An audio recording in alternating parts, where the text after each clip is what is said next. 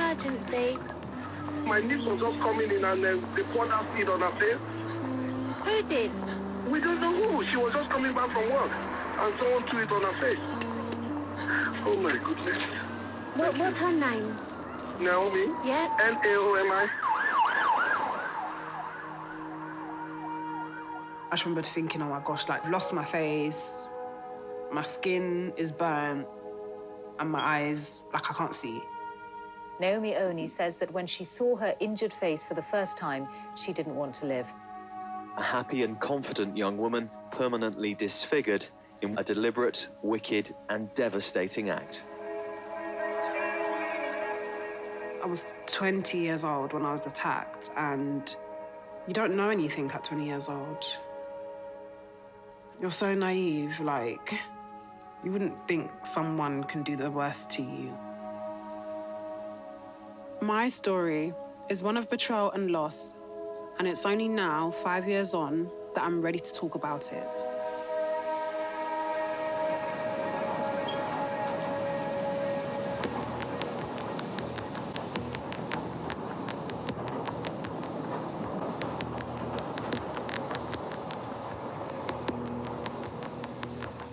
Since my attack, I've had to do this journey to the hospital a lot.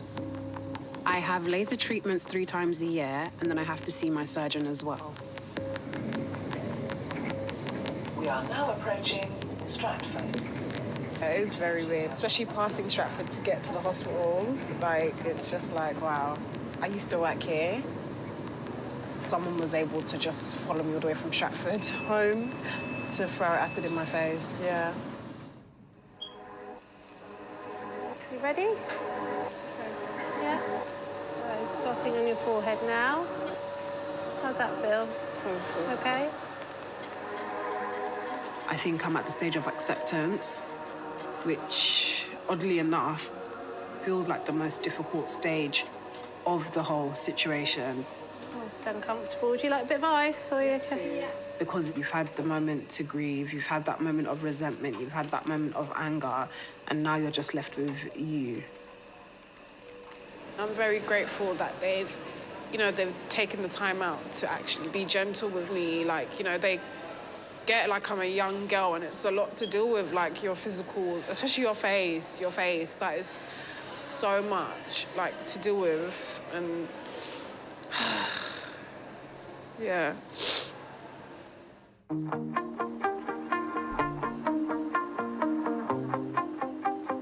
But 5 years ago, when I was 20, life was very different.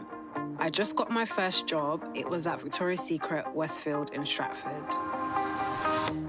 You shut it out, but I can't hear a word. When I did get the job, I was like, oh, like, they do beauty there. Like, you guys have to put me on beauty because that's what I like. So they put me on the beauty section. I had a boyfriend, so I just felt like, yeah, like, I'm becoming a young adult, I'm getting there. I had Naomi on the 11th of February 1992. I was so happy. I wanted a girl. I wasn't expecting her to be pretty like that. She was very pretty. Yeah. My mum, she's lovely. Her name is Marion. She's albino, so she's very fair in complexion. It can affect their eyes as well, so I had to be her carer because of her eyesight. And especially because I'm her only child as well, so I've always had that, like, I have to look out for my mum. Mama said, you're a pretty girl, what's in your head? My mum has always gone out of her way to make sure I feel comfortable about my physical appearance. Because I can only imagine how she probably would have felt being a young woman and having people treat you according to the way you look physically. So she's always wanted me to be smart, to be clever, to be well-spoken, because when you do look different, the way you come across becomes more important than your physical appearance, and it has to be because it's how you're going to get through life. All the ladies, if you feel me, help me sing it out. My name's Vida, and I know Naomi because we're school friends. I just remember us being told off a lot by the teachers for not actually listening in class, but it was fun. My name's Phyllis. I went to school with Naomi, secondary school. She was just a normal girl, and we had a lot of common interests like music and fashion and celebrities and all that stuff. Phyllis, Vida, and then there was another girl called Mary, were my closest friends. But I noticed that other girls would try and find every way to make you feel bad about yourself. Girls were just mean. If I'm honest, girls were very mean. I mean, from face value, it was easy to assume it didn't bother her, but myself and Phyllis and Mary were more aware of how insecure she was. So, during break times, people might say, oh, look at her hair, or too much makeup, and she would just be like, oh, shut up and leave me alone. But then, in class, she would get teary. So Mary, she mentioned that she was quite bullied by the girls in the year above, and, I kind of saw that in her, so I kind of, felt protective over her, and maybe sometimes she felt like the way people treated me was quite unfair. I just felt for her, and it was just, natural in me to just want to feel like I should protect her or be her friend. But I think Mary and Naomi's both seeked validation from each other because they had this common ground of no one really gets me almost, and they just got each other. Knowing that I was loved and accepted by my friends is something that I took for granted. But that all changed on December 29th, 2012. Hello, police emergency. My niece was just coming in and then they poured acid on her face. What's on her face? They poured acid on her face. Who did? We don't know who. She was just coming back from work and someone threw it on her face. Oh my goodness. What's her name? Naomi. Yeah? Naomi. I remember that day, December the 29th. It was Christmas time. I was just like, damn, everyone's at home. My mum's cooking and I'm going to work, really? And I remember that day, actually, I bought myself, because they were doing, Christmas sales, I bought myself, a really nice pink, big, fluffy pink, Victoria's Secret robe. The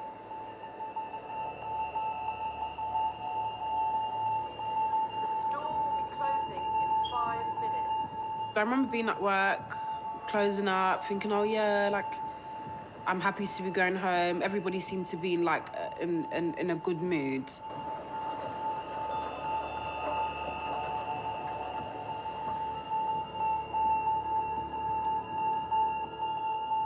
I did my normal journey. Stratford to West Ham, and then from West Ham, I'll get the train to Barking.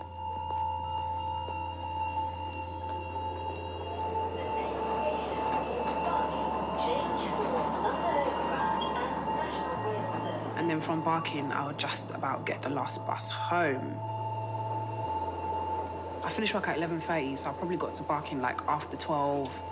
Ladies and gentlemen, this is to inform our customers that C2C trains have stopped to work from this station's control. I remember coming out of Barking station, and I remember I was hungry. I remember being very hungry.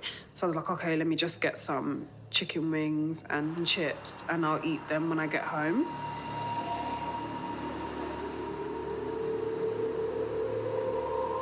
I got on my bus, and while I was doing this journey, I was on the phone to my ex-boyfriend. Just talking, I was thinking I need a company, especially when it was late. The bus took me to my bus stop, just opposite my house, Bromhall Road. I just remember getting off the bus, and I don't know, something just caught my attention. I just felt startled a little bit. I looked to the side of me, and I remember seeing someone in just black. I just remember seeing black, and I remember the person's face being covered. It was a very cold stare, just a complete cold stare. And I just remember thinking, whoa, okay, just cross the road and go to your house. Before I knew it, I just felt a huge splash. And I would just remember, like, literally like that. And I remember I immediately screamed. I clenched onto my stuff. I was on the phone and I was screaming, like running down my road. I did not look back. And I remember like getting to my door and banging on my door, like banging on my door, screaming. I was like, it's burning, like acid. And my mum opened the door and I just saw my mum's face like...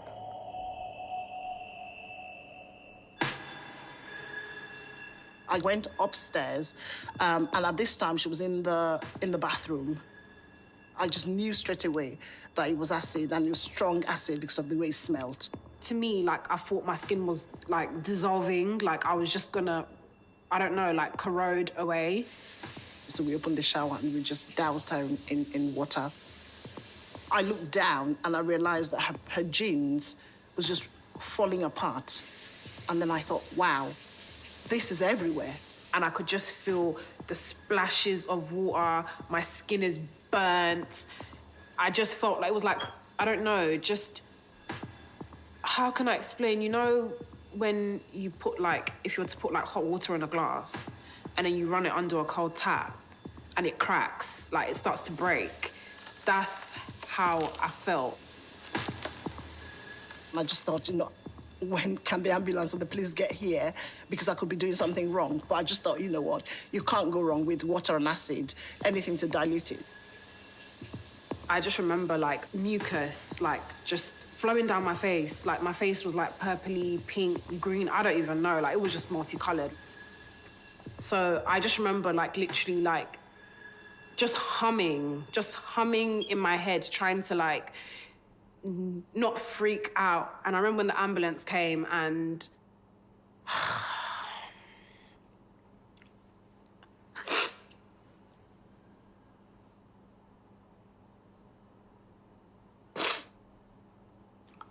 I just remember seeing my mum just so frozen. I said, please, Mum, go with the rest of them. And I told my auntie to come into the ambulance with me. I did not want my mum to come in because I didn't want my mum to freak out.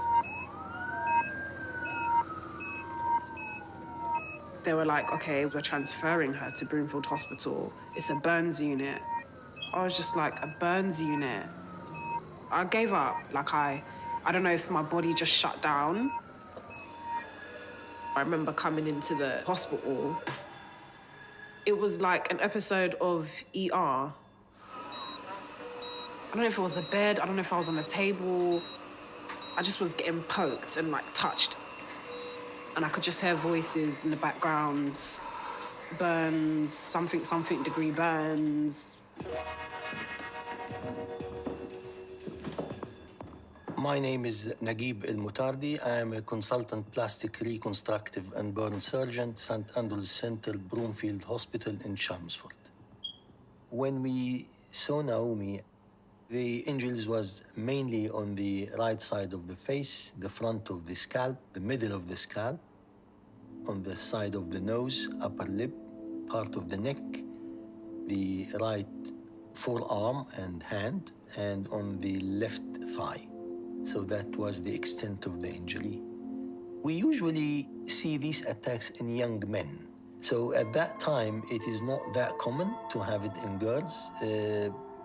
But unfortunately, she was one of those victims. From the beginning, we knew that it is very deep. We knew that it is a full thickness damage to the skin. And she needs lots of surgeries to heal it and reconstruct it. So if you come across somebody who's been attacked with acid, I think the first thing we should do is remove any clothes which is soaked with the acid. We should cut it rather than pull it over. And straight away, we should be starting the irrigation with water. This is really important. Minimizing the contact, preventing the penetration of the acid should be done within 10 seconds. The injury which acid can inflict is much more serious than a knife, I think. I think it is both physical and psychological distressing, because it's a disfiguring injury. I mean, the one who's attempting assault with acid, he doesn't want to kill, but he wants to disfigure and make a permanent mark on that person.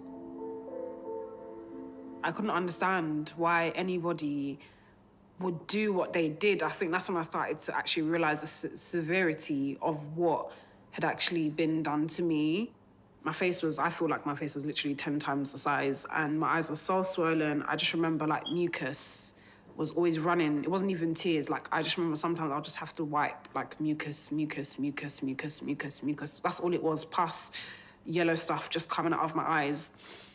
I think that's when I realized that's burning my eyes. They said there's a lot of it in your eyes, and we're gonna have to wash it out with saline. So they then have to touch my skin, stretch my eyes open to wash a corrosive substance out of my eyes with the rest of my face burnt. And I just remembered water like in my eye.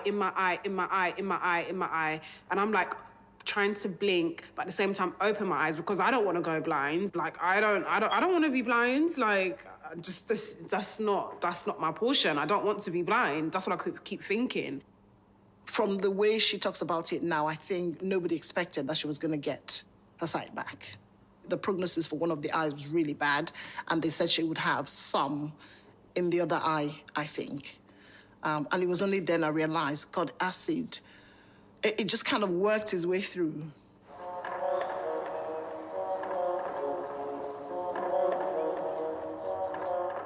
After the attack, I had 2 major facial reconstruction surgeries. They took skin from my thighs to replace skin damaged on my arm, shoulder, other thigh, and almost half of my face. No one actually really showed me how to put makeup on as a burn survivor. I kind of had to practice as I went along. So this is like the most important process of my makeup, because obviously it helps like bring my complexion. I try to match my foundation as close to like my neck as possible. When you're rubbing it, you have to be careful because it's not like skin, is it? It's skin that was taken from my thigh to be put on my face. So if you cut your skin, it's not gonna grow back.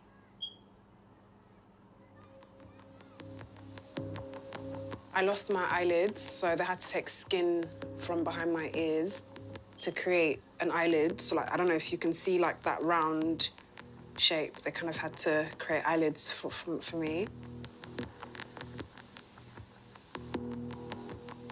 I used to look in the mirror and I would just feel so hurt, like so hurt that this thing is so destructive, like it's actually made me look unrecognizable.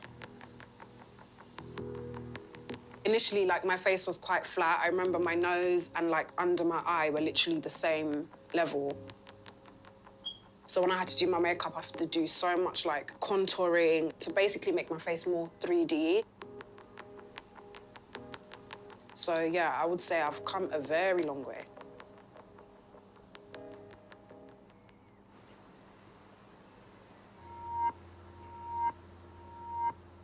A week after the attack, I was still in hospital, not knowing who had done this to me and not being able to see.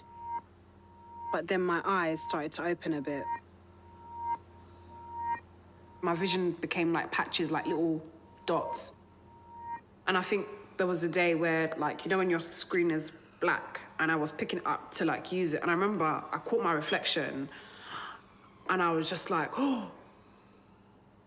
I was a bit scared, like, I was like, that does not look like me. So at this point, it was the local police officers who were trying to find out who had done this to me. The police were even asking me, like, have you ever been threatened that somebody was going to throw acid at you in the past? And I said, funny enough, it said, yeah, like, someone actually has, weirdly enough, threatened to throw acid at me in the past. And I explained to them, I said, oh, One time, me and my friend, Mary, we fell out and she threatened that she was going to throw acid at me. But I was like, that was so long ago. I explained to the officer that Mary had messaged me to see how I was and she's been calling me, like, since I've been in the hospital. So I was like, she's completely concerned, like, that I'm in the hospital. Like, that's a friend, because that's how a friend reacts. It happens the day before New Year's Eve when resources are low in any case. And Naomi was the only witness to the offence. It is not an easy investigation for the officers to deal with, and this went to the local police. There was extensive house-to-house done, but there was nobody that saw anything apart from Naomi screaming down the street as a result of this attack. So, trying to prove who actually carried out this offence is very difficult. The identification goes out the window.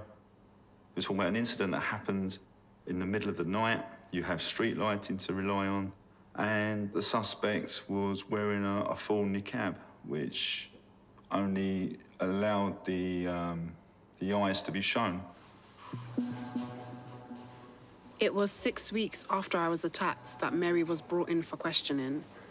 The time now is 13:29 on February 22nd, 2013.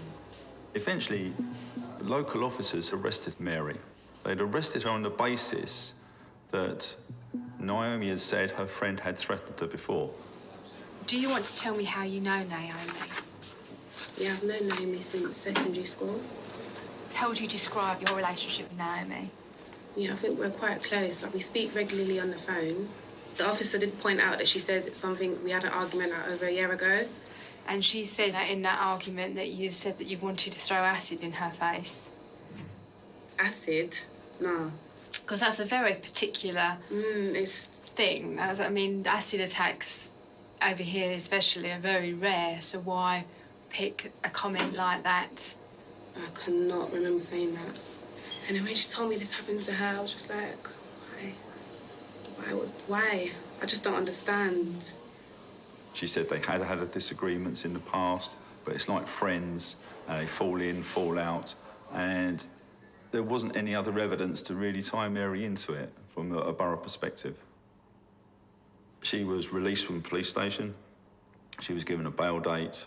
So I can understand how frustrated the family were.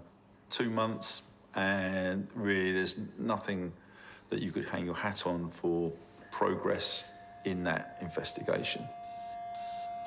I just remember thinking, oh, I've lost my face. I'm gonna be bald. I'm not gonna have eyebrows, and I'm gonna have thighs for a face. And I remember when, like, people would ask me, like, it must be somebody close to you, somebody close to you, somebody close to you. And I was like, people I know, like, wouldn't do anything like that to me. Anyone that knows me, I don't think is crazy enough. You know, people just ask, oh, was she rowing about a boy? And I said, not that I know of. I thought, do you know what? She's just a normal kid. There was nothing way out. The police were even asking me, like, oh, well, have you ever been in a gang? And that's when I started to think, oh, like, things are just making a turn for the worse. It became, tell us the truth. Have you ever been in a gang? So when the police came and they asked certain questions, it was hard not to think,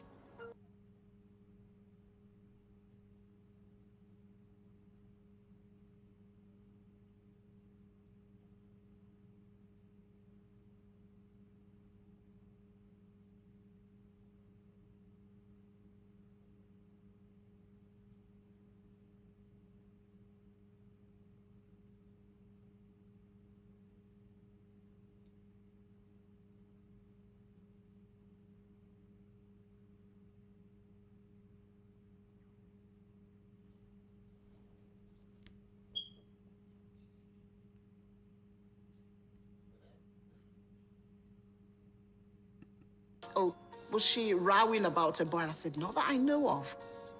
I thought, do you know what? She's just a normal kid. There was nothing way out. The police were even asking me, like, oh, well, have you ever been in a gang? And that's when I started to think, oh, like, things are just making a turn for the worse. It became, tell us the truth. Have you ever been in a gang? So when the police came and they asked certain questions, it was hard not to think they were fishing for information. But again, I tried to be objective and thought, do you know what, they have to pursue all their lines of inquiry. I'd been in hospital for weeks and I was just about to be discharged. The police had taken my laptop and found some of my Google searches on Katie Piper and eyelid surgery. So the police found these things and that led them to, like, investigating me. Like, if I threw acid on myself. My uncle just said the way it's looking, it's not looking good. They're not coming to us with any information. So let us go to the press. What I can't believe is that you just discharged a week and a half ago. I mean, you've had such an ordeal. How many operations had you had? I had 2 within 4 weeks. This person is still out there. Yeah. Police don't know who they are, No. what the motive was. There's no clue as to a motive. No. So they have to remain open-minded about what happened that night. Yes.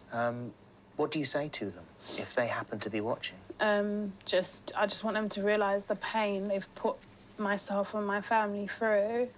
I hope they don't do this to anybody else. And I just want them to know that whatever they tried to do to me, they failed in doing what they were doing, and they actually made me a stronger person. I'm actually happy. And whoever they are, if they can just come out and just reveal themselves, I'd like to know, you know, why. I don't hate them. I just want to know why. Gosh, you can't come here. Come over here. Dear. No, not at all. Just sit there like that, and hopefully at some stage you'll be able to get some sort of an answer as to why this happened and why they did this to you. And hopefully someone will catch them so they don't do it to anybody else. Exactly. I don't want them to do it to anyone else. I don't want other girls or other people having to go through what I've gone through.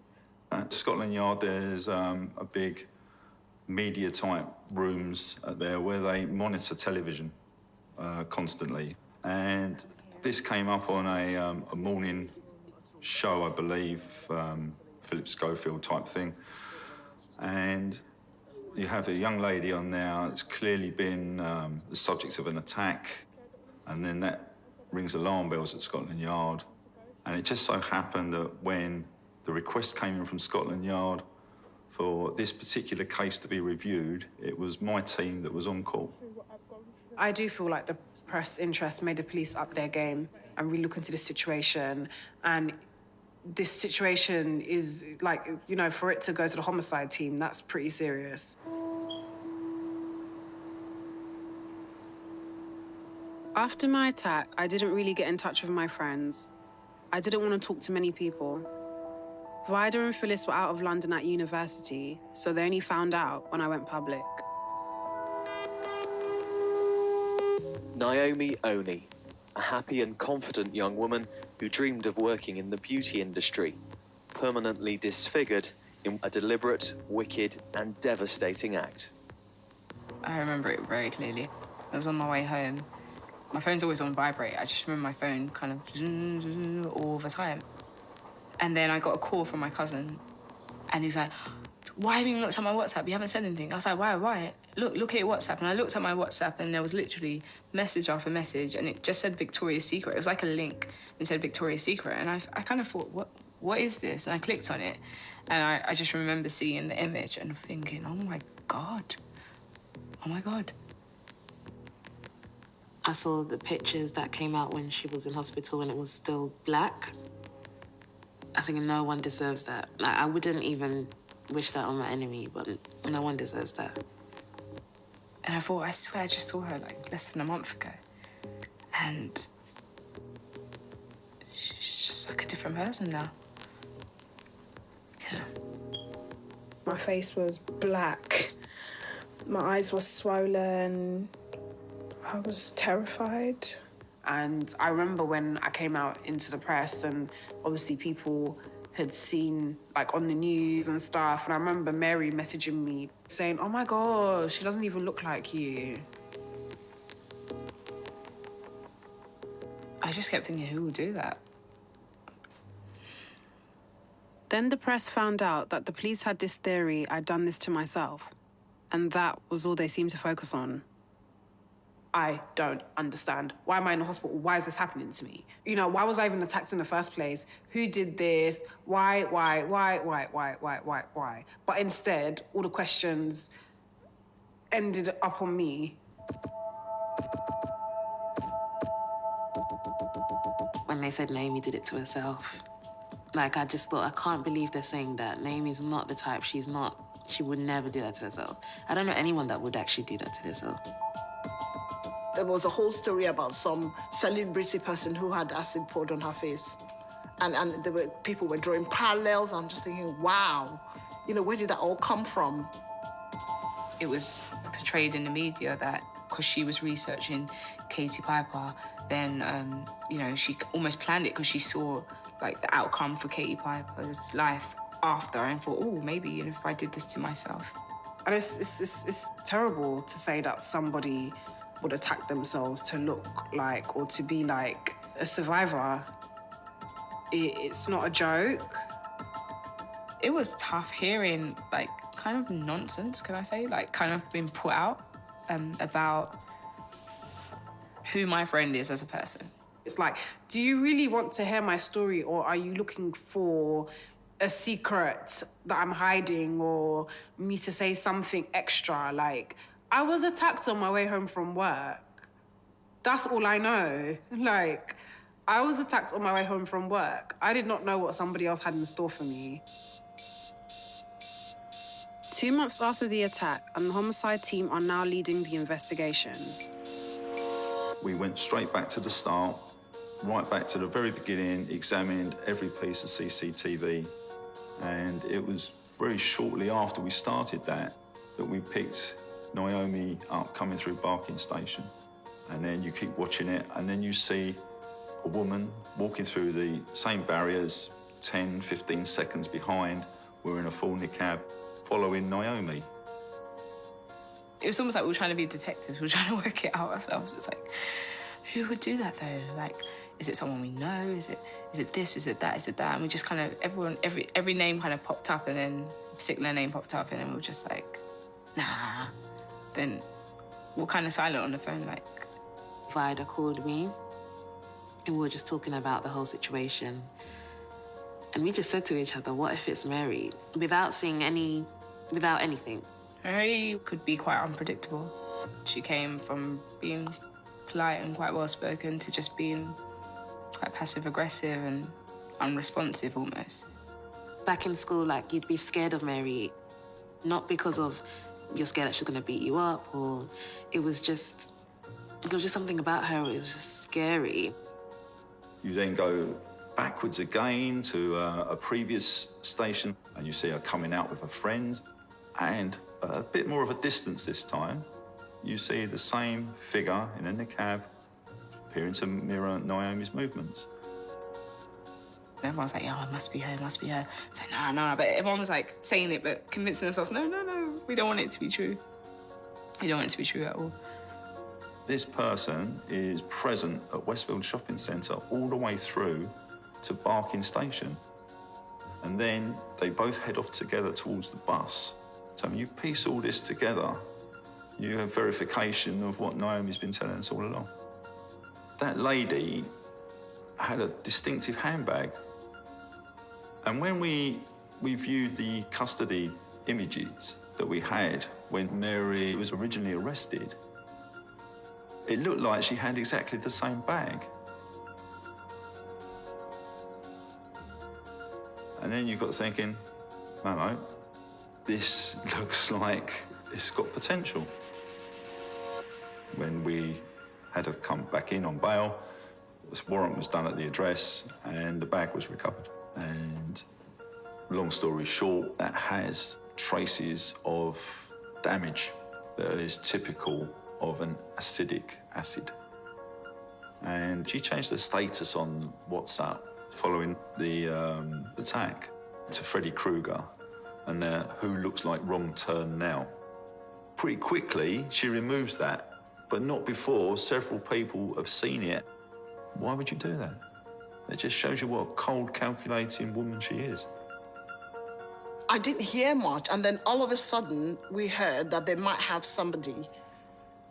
And we thought, who? And they said it was somebody she knew was a friend. And I thought, no. I can't remember who called me.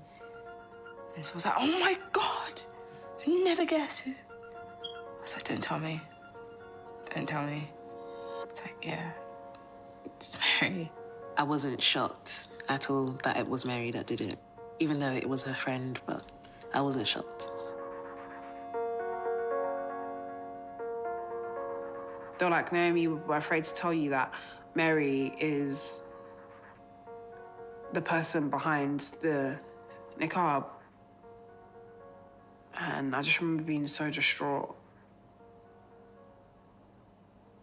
I thought she was my friend, and I couldn't understand why she did what she did. Like, I couldn't understand it.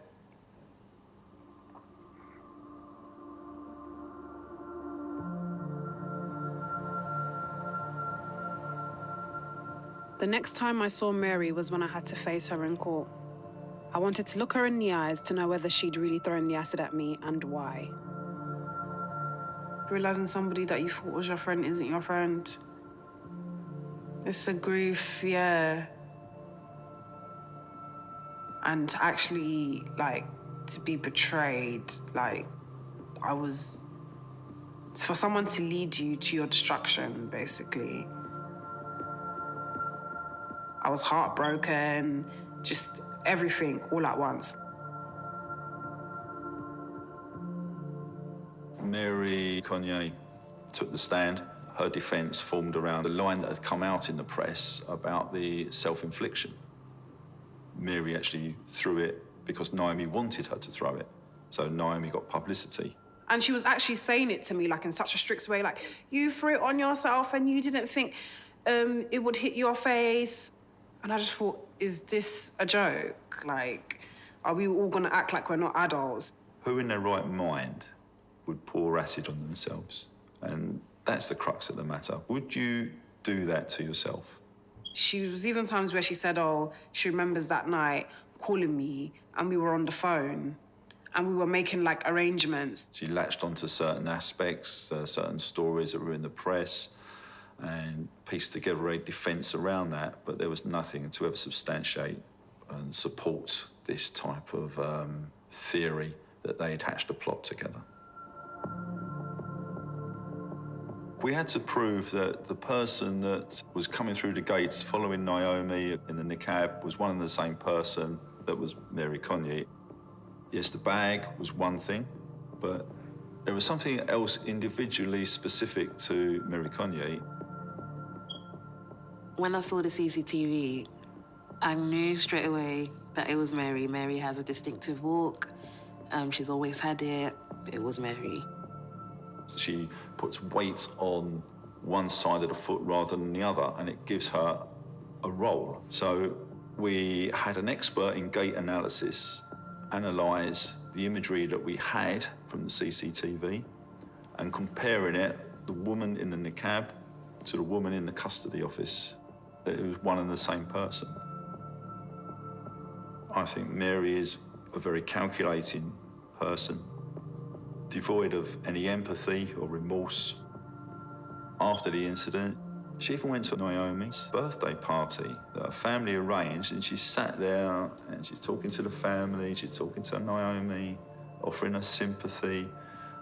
For someone to do that, you've got to be a very cold and calculated type of person. I didn't know she was like that. I was just shocked. I think more than anything, I was shocked and I was actually scared. Not even scared of her, but scared of how I could really think that I knew somebody for about 10 years to realise that I didn't know them at all. Like, what is it that I was missing out on? Like, how could I have avoided this? There was an intense love. It was motherly, it was sisterly. Romantically, maybe at some points, I don't know. But then there was something in the middle of it that just was sour. But it was almost like when you love something so much, there's going to be something about it that you hate, and that hate can just make you do crazy things, I think. So Mary is a dark-skinned girl. I've always thought she was a beautiful person, a beautiful girl. But she didn't feel that way. Her mum's of like a lighter skin complexion. Her sisters were of a lighter skin complexion. So maybe that caused her a lot of frustration. A lot of black women feel that the lighter you are, the more better looking you can be. Obviously, you can't really change your features, but people just feel that to look better is to be fairer. Which I don't think is true, but I think that probably was a big thing for her. When I saw Mary, I noticed she'd gone lighter, quite lighter. And Naomi is light-skinned, and I know that they're friends. So I just assumed that, okay, she's trying to look more like Naomi. That's what I felt. The court heard Konya had disguised herself and carried out the attack out of jealousy. I don't honestly understand her type of person. I really don't. To this day, like, even the thought of her boggles my mind. To me, a friend is somebody who loves you despite your flaws. That's what friends should be like. And when I looked at her, I was like, yeah, like, this is the person who I thought was my friend, and she's just a big coward. Mary Konya, the suspect, has now been found guilty. It's the throwing of a caustic liquid with intent to maim, disfigure, all resulting from a trivial, insignificant argument that everybody has in their everyday lives. But Mary Konya has taken this so far that she has planned this, disguised herself, and followed Naomi on that night on the 29th of December, 2012. I wouldn't even want an apology, because an apology now would be an insult. What kind of apology could she possibly give when she knew what she was doing? Shine bright like a diamond. Shine bright like a diamond. I met up with Naomi, I guess, a couple of months after. And literally, it was funny because I think for like 30 seconds I just froze. I was like, hi, and she was like, hey, and hugged me. And then we just kind of stared at each other for like 30 seconds and didn't say anything. I could hear her voice. I knew it was her. She smelled the same. She laughed the same. It's almost like when I was looking at her face, I was almost like in my mind moulding the year 8 Naomi I cuddled. But I just saw her heart still, and I was like, she's still beautiful to me. I think I remember writing that on her wall on Facebook, like, you know, you're still one of the most beautiful girls I've ever met.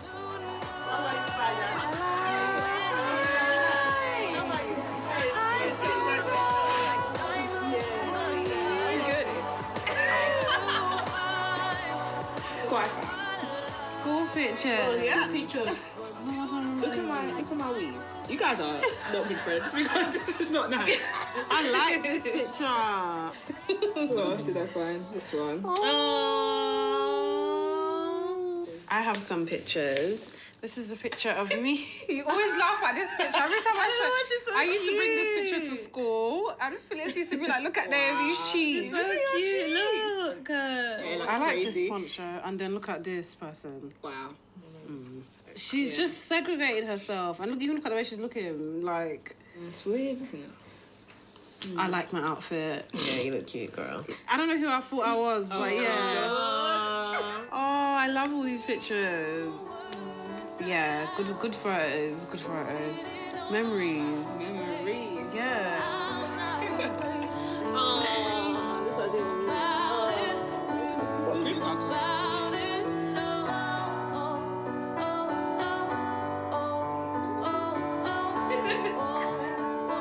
Every single day is different. Every single day you learn something new.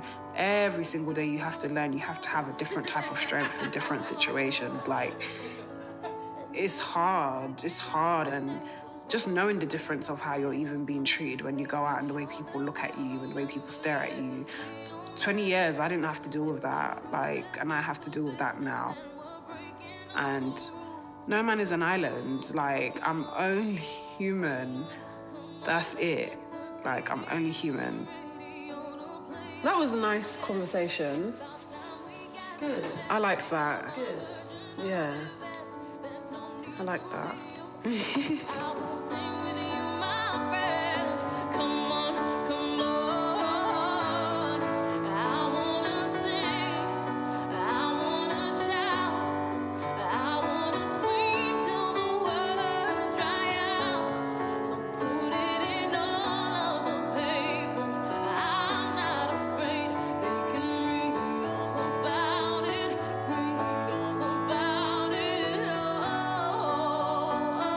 Thank you.